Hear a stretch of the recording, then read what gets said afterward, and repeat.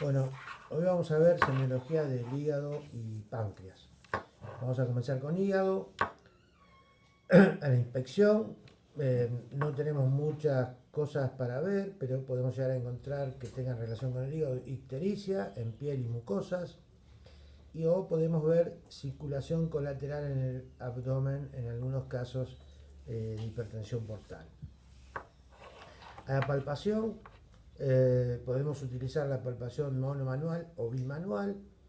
Se comenzaba desde la fosa ilíaca derecha, ascendiendo en cada inspiración del paciente, y ahí vamos a llegar a palpar por debajo del reborde costal el borde hepático, que normalmente es liso y blando, pero puede ser irregular y duro en el caso de cirrosis o de metástasis hepática, y doloroso en caso de una hepatomegalia congestiva. A la percusión, recordemos que percutimos desde la clavícula derecha hacia abajo, descendiendo espacio intercostal por espacio intercostal, y al nivel del quinto espacio vamos a encontrar la submatidez y luego la matidez hepática. La altura hepática normal es de 9 a 11 centímetros y puede estar disminuida en casos de cirrosis hepáticas avanzadas o aumentado cuando hablamos de hepatomegalias. ¿Qué síndromes son importantes en lo que respecta al hígado? Son tres. Vamos a hablar de hepatomegalia, vamos a hablar de hipertensión portal y de ictericia. En cuanto a esta última, voy a nombrar nada más que hay una ictericia prehepática, hepática y poshepática, pero lo vamos a ver en completo en el próximo práctico. Hepatomegalia. Las causas son múltiples.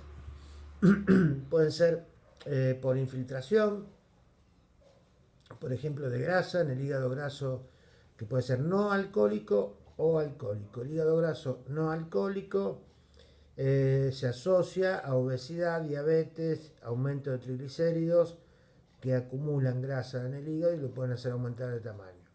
Y el alcohólico relacionado con el alcoholismo. También por acumulación de hierro en una enfermedad que se llama hemocromatosis, y por acumulación de cobre en una enfermedad que con alteración del metabolismo del cobre se llama enfermedad de Wilson. Hay causas hematológicas también que pueden aumentar el tamaño hepático, como son las leucemias agudas, pero sobre todo las crónicas, y la policitemia vera. Hay causas infecciosas como las hepatitis virales que pueden dar un leve aumento, o un absceso hepático, ya si es importante, puede dar un aumento del hígado más importante. En cuanto a las causas de origen vascular, tenemos la insuficiencia cardíaca derecha, la enfermedad Buchiari, que es por trombosis de las venas suprahepáticas, la obstrucción de la vena cava inferior, o el taponamiento cardíaco por derrame, o la pericarditis constrictiva. Todos estos van a dar las vasculares, un hígado aumentado de tamaño, con borde liso y doloroso.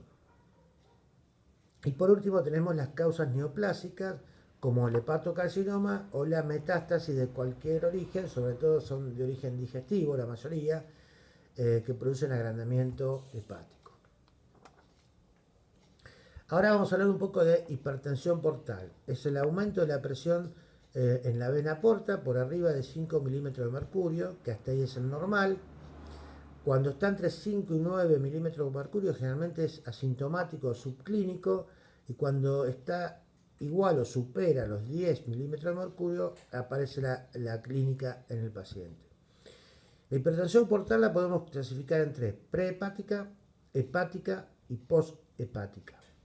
La prehepática es todo lo que acontece antes de llegar la circulación al hígado, como es en la trombosis de la porta, en las pancreatitis crónicas o en las trombosis de la vena esplénica. Todo esto ocurre previo a la llegada de la sangre al hígado. En las hepáticas, como causa, tenemos la cirrosis hepática, los síndromes medio proliferativos como la leucemia, las metástasis hepáticas o granulomatosis como la tuberculosis hepática. Y en cuanto a las posthepáticas, tenemos las mismas que producen hígado congestivo, como es el síndrome de Buchiari, la insuficiencia cardíaca derecha o la pericarditis constrictiva.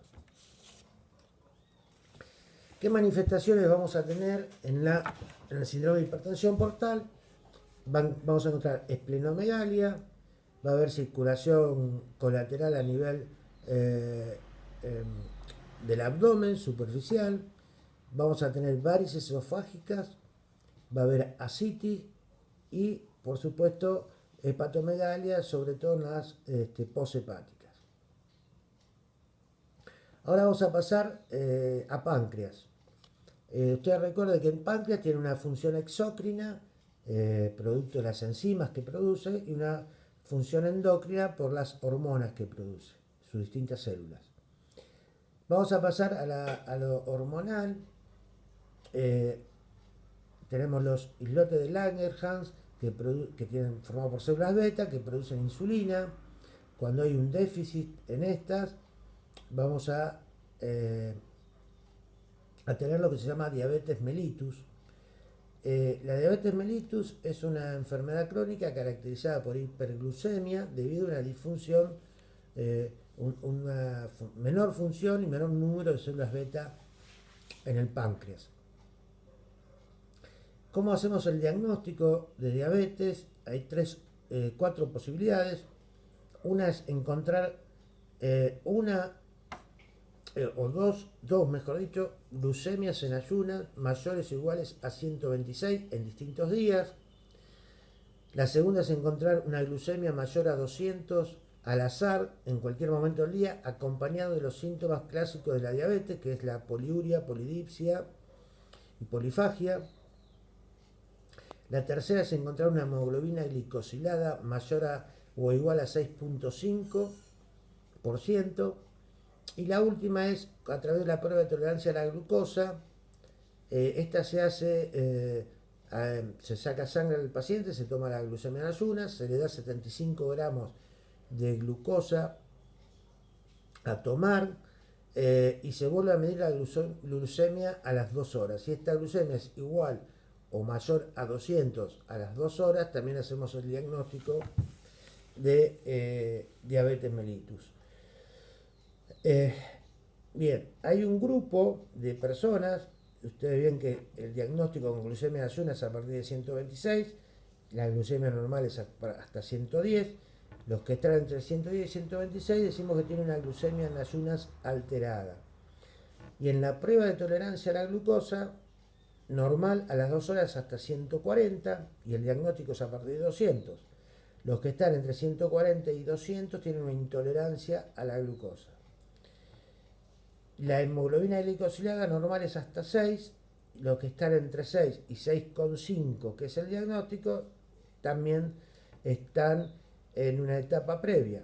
Esto más aquellos que tienen la glucemia entre 110 y 126, o los que tienen en la prueba de tolerancia entre 140 y 200, hablamos de que es una prediabetes. La diabetes se clasifica en 4 grandes grupos. El primer grupo es la diabetes tipo 1, que es inmunomediada, es una enfermedad inmune, es el 10% de los diabéticos y se debe sobre todo en niños y adolescentes. Por anticuerpos, los anticuerpos destruyen las células beta y prontamente el paciente no tiene insulina y necesita aplicarse insulina como parte inmediata de su tratamiento. En algunos casos empiezan en edades más grandes, pero lo habitual es en niños o adolescentes.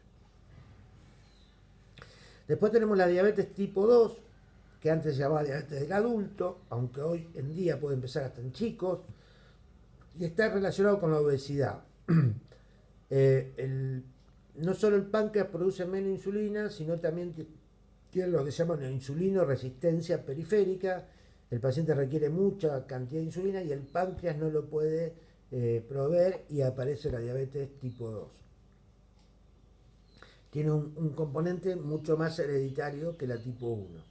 Después tenemos las diabetes secundarias, que son secundarias a otra patología, por ejemplo, patologías endócrinas, como el síndrome de Cushing, la acromegalia, que son hormonas que están en exceso, el cortisol o la hormona de crecimiento, y son hiperglucemiantes.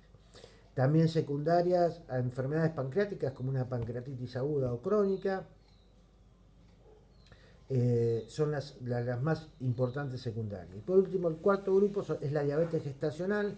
Es una diabetes que aparece en el tercer trimestre del embarazo y que habitualmente, en el 90% de los casos, desaparece con el parto. Son personas con predisposición a la diabetes, van a seguir siendo predispuestas en el futuro a ser diabéticos. Las manifestaciones comunes en agudo de la diabetes es la polidipsia, el exceso de sed, la poliuria, la polifagia, la astenia, y a veces también el prurito es una manifestación. Si no se trata bien la diabetes, si no cumplimos con los objetivos de tratamiento, aparecen complicaciones que pueden ser agudas o crónicas.